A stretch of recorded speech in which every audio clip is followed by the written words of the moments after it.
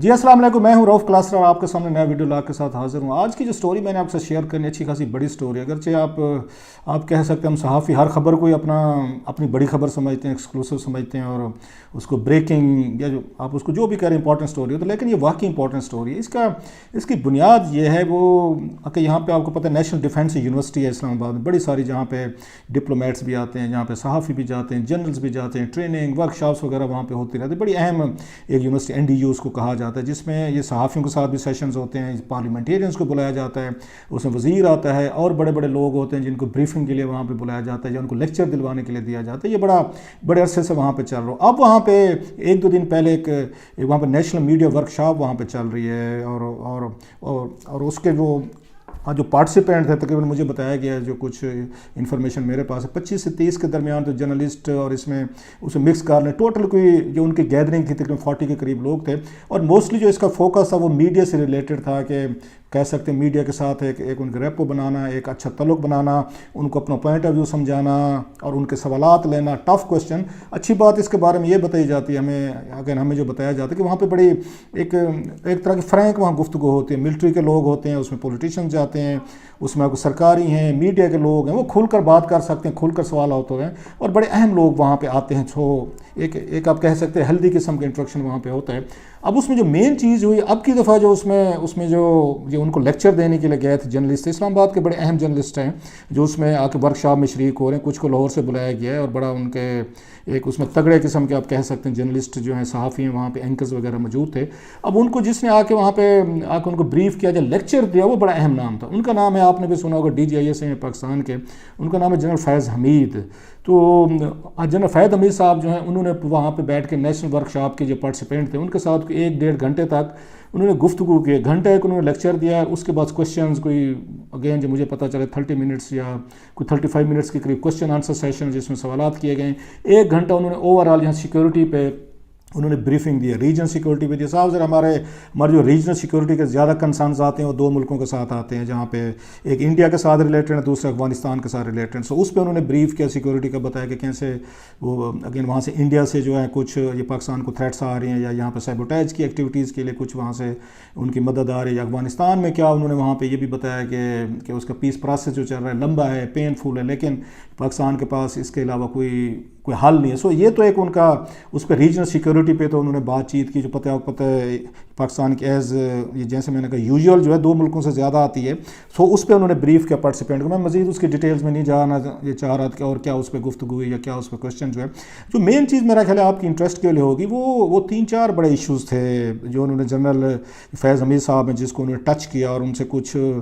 سیاسی سوالات بھی کیے گئے۔ مثلا ان سے سب سے بڑے جو سوالات ہیں یہ اس پہ حکومت کی پرفارمنس پہ ہوئے کہ عمران خان صاحب کی حکومت پہ، لیکن مجھے بتایا گیا کہ جنرل صاحب نے اگین وچ چیز اس میں انڈرسٹینڈیبل ہے کہ انہوں نے اس پہ کوئی آگے کلیئر کٹ جواب نہیں دیا، نیدر ہیئر نار دیئر۔ وہ کہتے ہیں نا، کسی نے بتایا مجھے کہ گول مول سا جواب دے، یہی بنتا تھا۔ اب DGIS صحیح جو ہیں وہ تو اس پہ پبلکلی کامنٹ نہیں کریں گے، اسپیشلی اگر جرنلسٹ بیٹھے ہیں، وہ جتنا بھی کہیں کہ جی کہ یہ بات باہر نہ نکلے، آف دا ریکارڈ ہوگی۔ وہ مجھے یاد ہے شہباز شریف صاحب نے ایک دفعہ لندن میں تھے، میں تھا، ارشد شریف تھا، ضیاء الدین صاحب بھی ہوتے تھے، ہمارے استاد بھی ہیں ڈان کے، وہ وہاں پہ تو ایک دن کسی نے کوئی ہم اس پہ جرنلسٹ بیٹھے تھے وہاں، مجھے جاب اظہر جوید صاحب بھی تھے، دنیا TV کے لیے کرتے تھے، وہ بھی بیٹھے ہوئے تھے۔ تو ہم نے کوئی بات انہوں نے بتانے کی، وہ روکتے انہوں نے روک دیا بات کو، تو ہم نے کہا جی آف دا ریکارڈ بتا دینا، ہم اس کو نہیں کوٹ کریں گے۔ تو انہوں نے بڑی اچھی بات کی شہباز شریف صاحب، اس نے کہا بھائی صاحب کہ over the period of time جو میرا تجربہ کہتا ہے نا کہ اس کے جرنلسٹ کے ساتھ نا کوئی آف دا ریکارڈ نہیں ہوتا، وہ ابھی تو آپ آف دا ریکارڈ کر لیں گے، بعد میں آپ کسی اور سورس کوٹ کر کے آپ اس کو چلا دیں گے۔ سو انہوں نے بہرحال اس پہ کوئی، جب انہوں نے عمران خان صاحب کی حکومت کی پرفارمنس سے، جیسے میں نے کہا، انہوں نے اکانومی پہ سوالات کیے، گورننس پہ کیے، کچھ اس میں جرنلسٹ جو وہاں پہ موجود تھے، لیکن جنرل فیض صاحب نے اس کو ٹچ نہیں کیا، انہوں نے کوئی اس پہ کوئی ایسی بات نہیں کہ جس سے کوئی کنٹروورسی بنتی یا جس پہ کوئی یا خبر بنتی، کیونکہ جرنلسٹوں نے باہر نکل کے یہ کہہ دینا تھا، ٹھیک ہے جنرل فیض کا نام نہ لیتے، لیکن اسٹیبلشمنٹ کہہ دیتے جی کہ ان کی کوئی ریزرویشنز ہیں بلا بلا۔ سو وہ اس پہ گئی۔ اس کے بعد جو مین سوال تھا ان پہ جو مجھے تھوڑا سا پتہ چلا ہے، وہ ابھی جو ریسنٹ کنٹروورسی ہوئی ہے एजाज सादिक साहब के हवाले से आपको पता है कि उन्होंने कौमी असम्बली में खड़े होकर जो पाकिस्तान की एक इंडिया पे एज था, विक्ट्री थी, उसको जिस तरह उन्हें न्यूट्रलाइज़ किया, जिस तरह उन्होंने उसको ये बताया जी उनकी टांगें कहाँ पर ही थी, खौफजदा थे,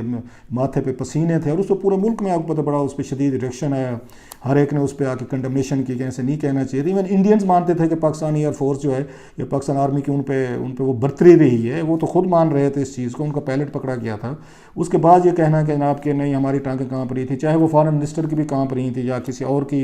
उसकी पॉलिटिशियन की भी कहाँ पर ही थी, तो भी मेरा ख्याल है वो थोड़ा सा एक सख्त था। लेकिन इसमें यह बताया गया है कि इसी में जब ये बात हुई तो उनकी तरफ से ये था कि ठीक है कि उन्हें ये बात नहीं करनी चाहिए थी और बड़ी इस पे गलत बात थी, लेकिन इसको इतना भी आगे नहीं ले जाना चाहिए था। मतलब ये है कि इस इशू को हमें इतना नहीं पीटना चाहिए था कि उसके बाद हमारा मुखालिफ जो है या दुश्मन जो है वो इसको गवाही के तौर पर इस्तेमाल करें अपनी फेवर के लिए, अपनी आवाम के लिए। देखा पाकिस्तान में बस मतलब ये था इन उसमें सो मैनी वर्ड्स के कि गद्दारी के फतवों तक उस तक नहीं जाना चाहिए था। बस ठीक है, कंडमनेशन होगी, लोगों ने बात कर ली, उसका काउंटर भी आ गया था, सो थोड़ा सा उसको इस तरीके से हैंडल किया जा सकता था। सो उस पर सादिक साहब पे भी उनकी ये राय थी कि इसको थोड़ा मॉडेस्ट रखना चाहिए था, इतना ज़्यादा एक्सट्रीम पे जाकर गद्दारी वगैरह की शायद ज़रूरत नहीं थी कि उसका हमें फ़ायदे की बजाय शायद पाकिस्तान के इंटरेस्ट को शायद उस पर हल्ट हो रहे हों। दूसरी बड़ी बात थी वो उसकी मीडिया के हवाले से थी कि कोई बात हो रही थी मीडिया के साथ इंटरेक्शन की। तो जनाब फैज़ हमीद साहब का ये था कि एक हमारी डिस्कशन चलती जैसे होते हैं इस्टेब्लिशमेंट में, दुनिया भर के इस्टेब्लिशमेंट जो है वो उस पर आके अपनी गुफ्तगू वगैरह उस पर करते रहते हैं। तो उन्होंने कहा कि अगर पाकिस्तान में मीडिया एक नई रियलिटी है, पावरफुल चीज़ है, तो इस पर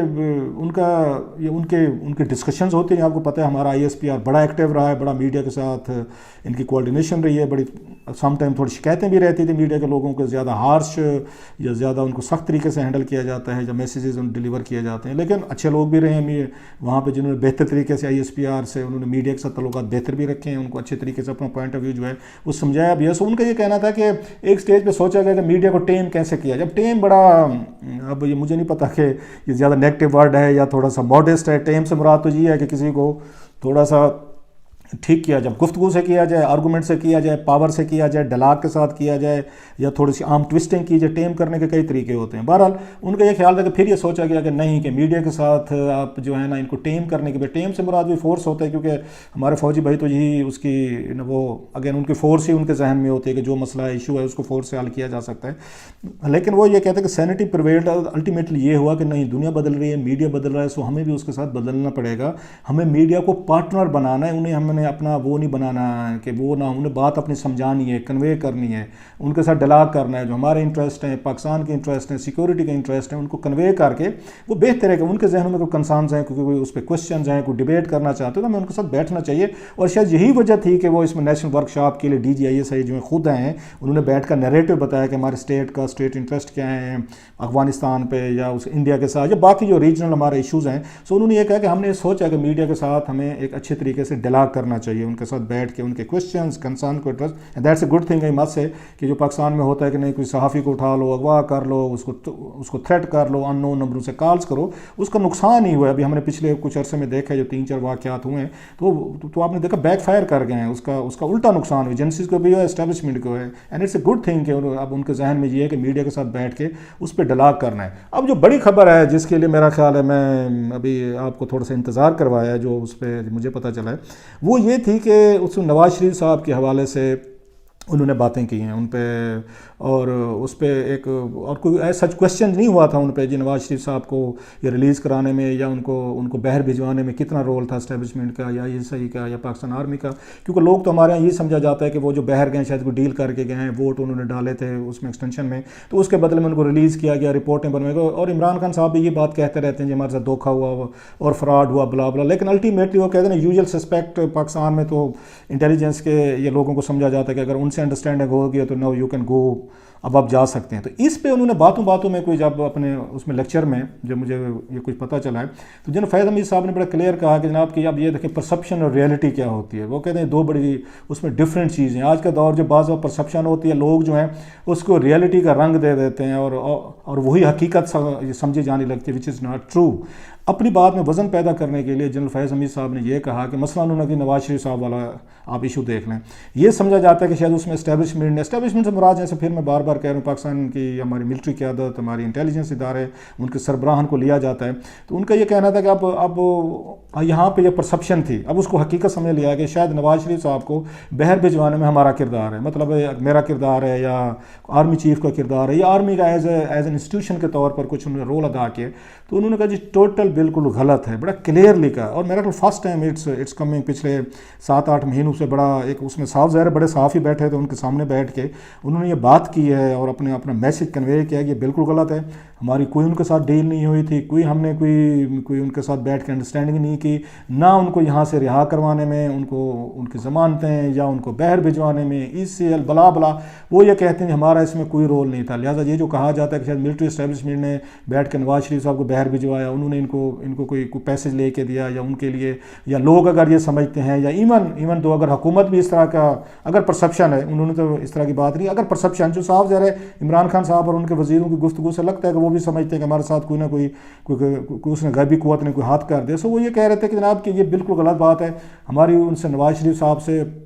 کوئی اس طرح کی ڈیل نہیں ہوئی, ہم نے نہ ان کو بحر بھجوانے میں کوئی رول ادا کیا ہے. جو کچھ بھی ہوا ہے وہ اس پہ تھرو پروسیس کے ذریعے, مطلب اس میں تھرو پروسیس کیا تھا آپ لوگوں کو پتہ ہے کہ طبیعت اگین یہ کہا گیا تھا ان کی طبیعت بگڑ گئی ہے, ان کو پھر اس کے بعد آپ اس کو نیب کی کسٹڈی سے ان کو لے کے گئے ادھر, نہ اس میں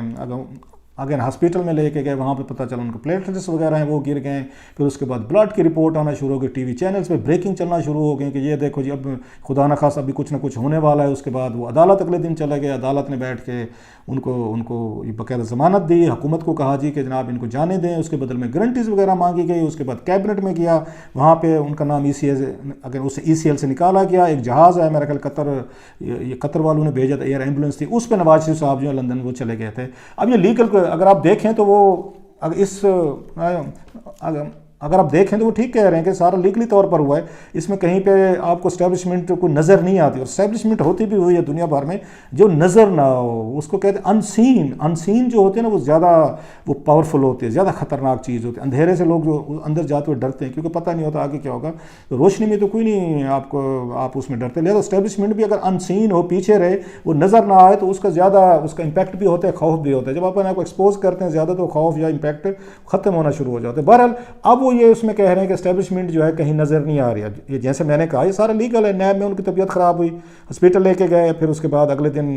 آپ کو اسلام آباد ہائی کورٹ میں ہوا, پھر اس کے بعد لاہور ہائی کورٹ میں ان کو آگے اپیلیں کی گئی, پھر کیبنٹ میں آیا, کیبنٹ نے اپروو کیا, پھر وہ چلے گئے. سارا لیگل لگتا ہے. سو انہوں نے اس پہ کہا کہ جی ہمارا کوئی رول نہیں ہے. اب یہ بات تو انہوں نے کلیئر کر دی. اب اس میں دیکھنا یہ ہے کہ کتنی یہ بات جو ہے یہ پاکستانی قوم مانتی ہے, کیونکہ پاکستان میں سمجھ لیا گیا ہے کہ یہاں پہ جو بھی کام ہوتا ہے نا دو چیزوں کے بغیر نہیں ہو سکتا. کہ پولیٹیکل ٹرمائل ہے, پولیٹیکل چینجز ہیں, کوئی NRO دیے جا رہے ہیں, کوئی آ رہا ہے جا رہا ہے, ہٹایا جا رہا ہے. اب اس میں نواز شریف صاحب تو کھل کے بات کہہ رہے تھے, الزامات بھی لگاتے ہیں کہ مجھے فلاں جنرل جو ہیں انہوں نے یہاں سے نکلوایا, میرے خلاف GIT بنوائی, مجھے انہوں نے سارا کا سارا وہ تو ان پہ بلیم کر رہے تھے. تو اگر یہاں پہ کہا جاتا ہے کہ جو کچھ ہوتا ہے امریکہ کرتا ہے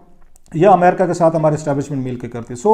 ان کے جنرل فیض صاحب کی اس کے باوجود کہ انہوں نے کلیریفائی کیا کہ نہیں جی ہمارا کوئی رول نہیں تھا, پھر بھی آپ دیکھیں گے کہ پاکستان میں یہ بات میرا نہیں خیال کہ بہت سارے لوگ اس پہ مطمئن ہوں گے یا اس آرگومنٹ کو بائی کریں گے اور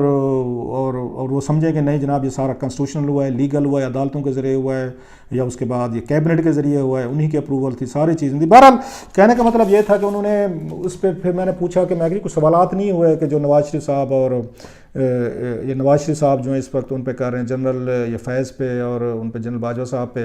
تنقید کر رہے ہیں, نام لے کے کر رہے ہیں, اس پہ کوسچنز نہیں کیا کسی صحافی نے, کسی جرنلسٹ نے. تو مجھے بتایا گیا کہ وہ سوالات نہیں کیے گئے ان سے. اب یہ مجھے نہیں پتا کہ آؤٹ آف رسپیکٹ نہیں کیا گیا, حالانکہ یہ فورم ہوتا ہے یہاں پہ وہ اپنے آپ کو پیش کر رہے ہوتے ہیں. ویری نائس آف دیم کہ جنرل فیض صاحب تو آپ پہ تو انہوں نے کوئی پابندی نہیں لگائی تھی کہ مجھ سے کون سا سوال ہو سکتا ہے یا کون سا نہیں ہو سکتا. It's open forum, any body could ask. کہ ایک بڑا اہم موقع تھا میرا خیال ہے, ان سے کوشچن ہونا چاہیے تھا کہ وہ آپ پہ الزام لگا رہے ہیں, بلیم کرتے ہیں, جب ججز سے ملتے ہیں یا آپ مینیج کرتے ہیں, وہ بھی اسی طریقے سے کلیریفائی کر دیتے جیسے انہوں نے اس کی نواز شریف صاحب والی بات کلیئر کر دی کہ نہیں جناب کہ ان کو باہر بھیجنے میں ہمارا کوئی رول نہیں تھا. بہرحال گڈ اس میں جو اچھی چیز ہوئی ہے کہ ایک انٹریکشن ہے ان کا, اور دنیا بھر میں اس طرح کے انٹریکشن ہوتے ہیں کہ ان کے ساتھ بیٹھ کے بات چیت کی گئی اور بڑے کھلے طریقے سے ان سے ایکسچینج آف ویوز ہوئے ہیں, جس میں نیشنل سیکورٹی پہ ہوئے, پاکستان کی پولیٹیکل سچویشن پہ. یہاں گلگت کے حوالے سے بھی بتایا گیا کہ اس کا اسٹیٹس جو ہے وہ شاید اس کو الیکشن کے بعد اس کو چینج کیا جائے.